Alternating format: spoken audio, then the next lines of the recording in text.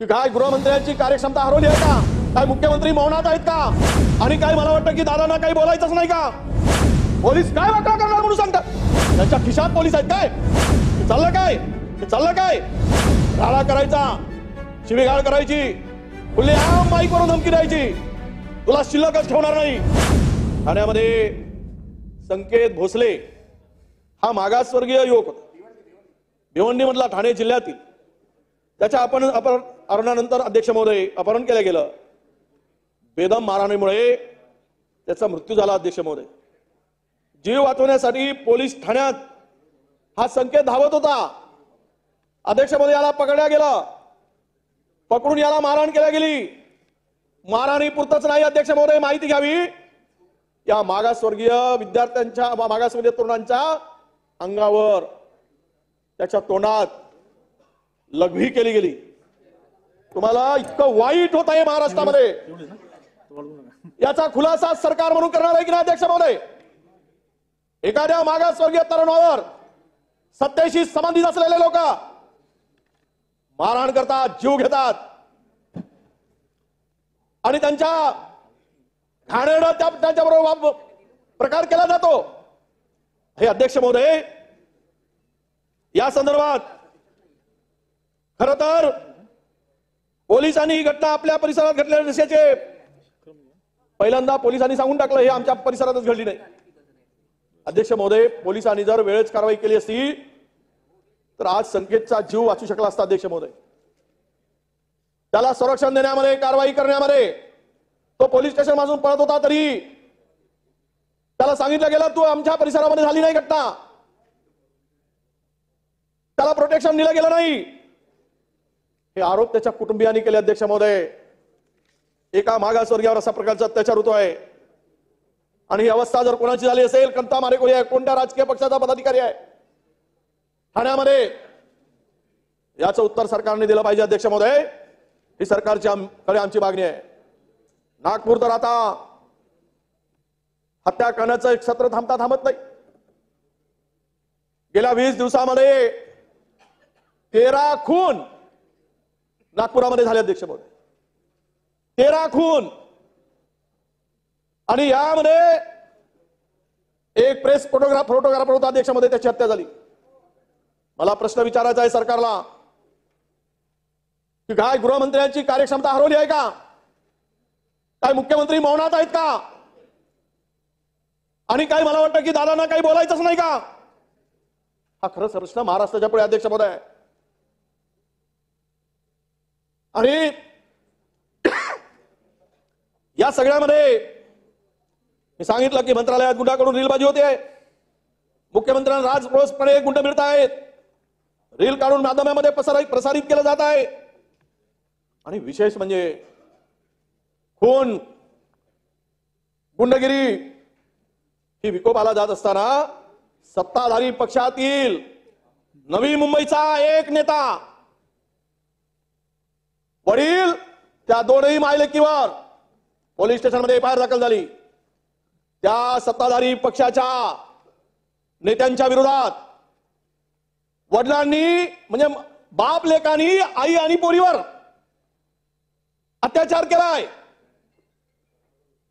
बलात्कार केलाय, त्याची तक्रार झाली, पोलीस स्टेशनमध्ये रिपोर्ट झाली. काय चाललंय? सत्ताधारी पक्षातील जबाबदार पदाधिकारी, नेता नवी मुंबईतील बाप आईला वापरतो, बलात्कार करतो, खून करतो आणि त्याचाच पोरगा त्या निराधार स्त्रीच्या मुलीला छेडतो आणि अत्याचार करतो. तरी सगळे डोळ्याला पट्टी बांधून बघण्याची भूमिका जर राज्यात असेल तर राज्य कुठल्या दिशेने चाललंय अध्यक्ष महोदय? काय होणार आहे भविष्यात राज्याचा? सगळ्या अशा बलात्कारांच्या घटना महाराष्ट्रामध्ये होत असताना, म्हणून मी माघारी म्हणालो होतो की तुम्ही साहाय्य काय देताय? शस्त्र द्या. त्या मायलेकीकडे जर एखादा पिस्तूल असता, सत्ताधारी पक्षाच्या आमदाराचा जीव घेतला असता, तिनं झाली असती ना गोळी.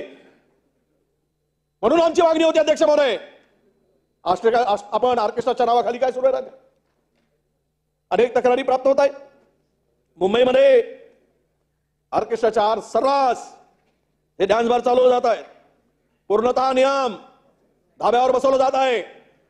आज प्रचंड मोठ्या प्रमाणामध्ये या सगळ्यांना सत्ता बदलली तरी पोलिसांचा प्रचंड आशीर्वाद आणि वसुली या डान्स बार करून सुरू आहे अध्यक्ष महोदय.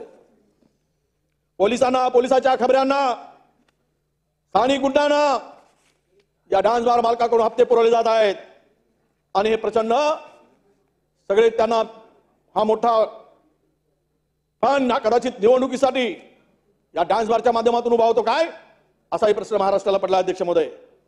या संदर्भात आम्ही पोलीस आयुक्तांना पत्र दिले, कारवाई करा. एक नाही दोन पत्र झालीत, पण अजूनही या डान्स बारवर छापे टाकून कारवाई करण्याचं पोलीस धाडस करत नाहीत. हा हप्ता कुठपर्यंत जातो अध्यक्ष महोदय? कोण कोण यामध्ये इन्व्हॉल्व आहेत याची माहिती जरा घेतली तर मुंबईमध्ये जे काय आता सुरू आहे त्यात मान शर्मेनी खाली गेल्याशिवाय राहणार नाही अध्यक्ष महोदय. आपण पाहिलं आता बरीचभर आता राडा संस्कृती सुरू झाली. ही राडा संस्कृती इतकी विकोपाला चालली आहे की कुणाचाच नाही धाक. अध्यक्ष महोदय, चिपळूणची घटना आपल्याला माहित आहे. महाराष्ट्राच्या सुसंस्कृत आणि मला हे कळतंय अशाच महाराष्ट्राच्या राजकारणामध्ये, या सुसंस्कृत राष्ट्रामध्ये, राज्यामध्ये असं कधीच झालं नाही. आया बहिणीच्या शिव्या घातल्या, कोणी समर्थन करणार नाही, त्याला कारवाई झाली पाहिजेत. पण लोकप्रतिनिधी जर आया बहिणीच्या शिव्या दुसऱ्या लोकप्रतिनिधींना देत असतील तर त्याच्यावर कारवाईचं धाडस तुम्ही दाखवणार आहात की नाही? ते कारवाईस पात्र आहेत की नाही? त्यांच्यावर कारवाई झाली पाहिजे की नाही? याचंही उत्तर महाराष्ट्राला मिळणं अत्यंत आवश्यक आहे अध्यक्ष महोदय. ज्यांनी शांतता भंग करण्याचा प्रकार केला आहे चिपळूणमध्ये, हे सर्व जे पाहिलं आपण, बाहेरून गुंड न्यायचेत, हत्यार घेऊन जायचेत, राडा करायचा, शिवीगाळ करायची, खुलेआम माईकवरून धमकी द्यायची, तुला शिल्लकच ठेवणार नाही. ही कुठली संस्कृती आहे? हे संस्कृतीचे रक्षण करते तुम्ही आहात का? त्याला पाठीशी घालणारे तुमचे विचार आहेत का? त्याचं उत्तर नको? हे उत्तर महाराष्ट्राला मिळालं नको अध्यक्ष महोदय? आणि त्याच्याही पलीकडे जाऊन पोलीस आमचं काय वाकडा करणार? अरे महाराष्ट्रामध्ये एक आमदार, लोकप्रतिनिधी, पोलीस काय वाकडा करणार म्हणून सांगतात. यांच्या खिशात पोलीस आहेत काय? हे चाललं काय अध्यक्ष महोदय?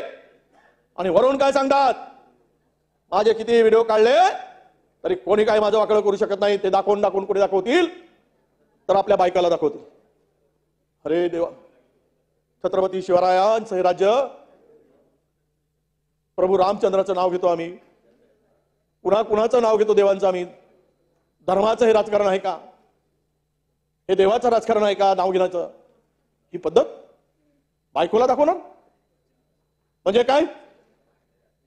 हे व्हिडिओ बायकोला दाखवण्यासाठी पोलीस करतात की ते पोलीस जे काही चाललंय त्याचं रेकॉर्ड म्हणून पाहतात? त्या रेकॉर्डसाठी ते काढलेले व्हिडिओ अशा पद्धतीनं जर होत असेल तर महाराष्ट्र खड्ड्यात घालताय तुम्ही. आणि म्हणून हे जे बेताल वक्तव्य जे आहेत अध्यक्ष महोदय, करणाऱ्यावर, धमकी खुलेआम देणाऱ्यावर काय कारवाई होणार आहे याचे उत्तर अध्यक्ष महोदय आम्हाला हवं आहे. छत्रपती शिवाजी महाराजांच्या फोटो समोर उभं राहून मुख्यमंत्री, अशा लोकांना काय मुख्यमंत्री, उपमुख्यमंत्री ही काय शिवाजी महाराजांची शिकवण होती हे देत आहेत? आणि दुर्दैव नाही महाराष्ट्राचं.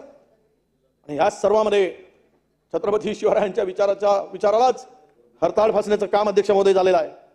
छत्रपती शिवाजी महाराजांचा फोटो समोर उभं राहून पोलीस आणि पोलीस पत्नीचा अपमान कोणी केला? त्या पोलीस पत्नीला मुंबई पोलीस आयुक्तांना तक्रार केली की आमदाराने अपमान केला, माफी मागावी म्हणून. या तक्रारीवर कारवाई का केली जात नाही याचे उत्तर मिळालं पाहिजे अध्यक्ष महोदय. मीरा रोडमध्ये दोन समाजात वाद होईल अशी चिथावणीखोर भूमिका मानली गेली. ती आग तुमच्याच पक्षातील नेते लावत आहेत. भाजप आमदार सार्वजनिक कार्यक्रमामध्ये पोलिसांना थोबाडीत मारतोय. कोकणातील भाजप नेते भास्कर जाधव या लोकप्रतिनिधींना धमकी दिली जात आहे. भर सभेत शिवीगाळ केली जात आहे. आणि त्याच्याही पलीकडे जर हा आमदार जिवंत राहिला तर याचा अर्थ काय होतो अध्यक्ष महोदय? म्हणून लोकप्रतिनिधी सुद्धा खरं तर इतक्या पराकोटीचा जर ही भाषा या महाराष्ट्रामध्ये वापरली जात असेल तर हे महाराष्ट्र सुरक्षित आहे का? सामान्य माणूस सुरक्षित आहे का? महाराष्ट्रातील जनता सुरक्षित आहे का? हे याच ठिकाणी खरं तर अत्यंत आम्ही मागे मांडत आहोत अध्यक्ष महोदय. याचं उत्तर आम्हाला मिळेल अशी माझी अपेक्षा अध्यक्ष महोदय.